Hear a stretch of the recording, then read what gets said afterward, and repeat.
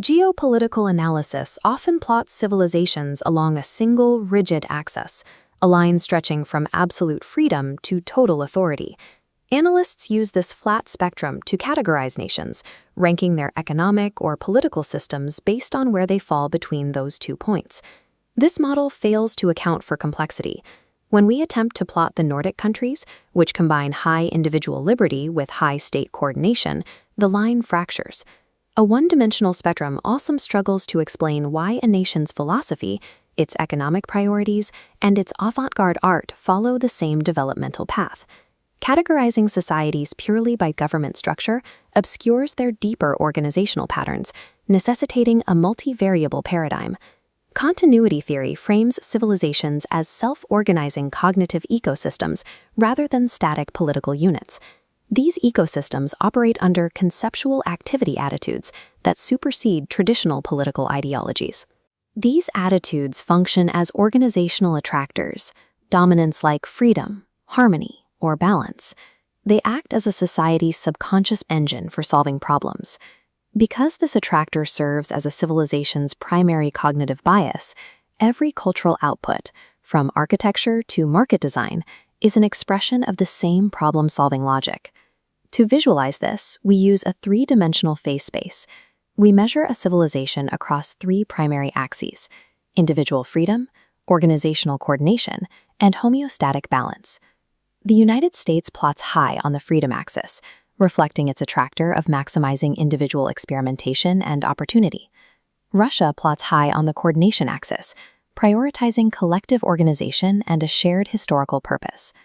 China optimizes for homeostatic balance and coordination, seeking systemic harmony and educational continuity over centuries.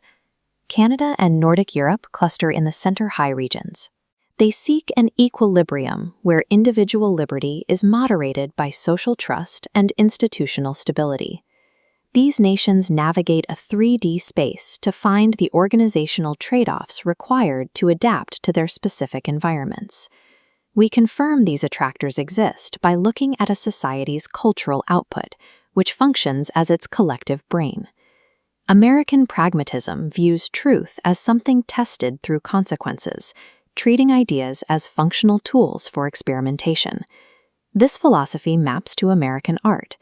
Abstract expressionism abandoned representational imagery to focus on the process. Pollock's action painting mirrors the pragmatist shift from being to doing, defining knowledge through physical interaction. Pop art continued this trajectory, using new mediums to investigate the reality of consumer culture.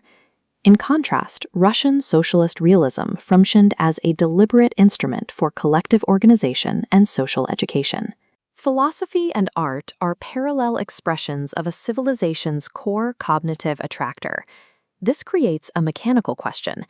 How does a civilization sustain individual freedom without losing its cohesion?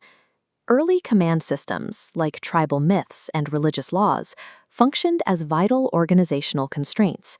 They provided the shared responsibility and meaning required to coordinate collective memory. As authority moved from external divine commands to internal institutional laws, civilizations gained the stability to foster widespread innovation. These layers of regulation accumulate rather than replace one another. This yields an integrated equation. Civilization balances freedom, responsibility, organization, innovation, homeostasis, and meaning. Historical development consists of the accumulation of these complex regulatory layers, each one necessary to maintain systemic continuity. Returning to the phase space, a governing rule emerges. Variables like freedom, stability, or organization cannot be maximized independently.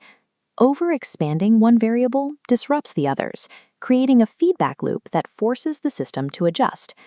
Ultimately, a mature civilization maintains its continuity by continuously reorganizing these interacting variables in response to environmental change.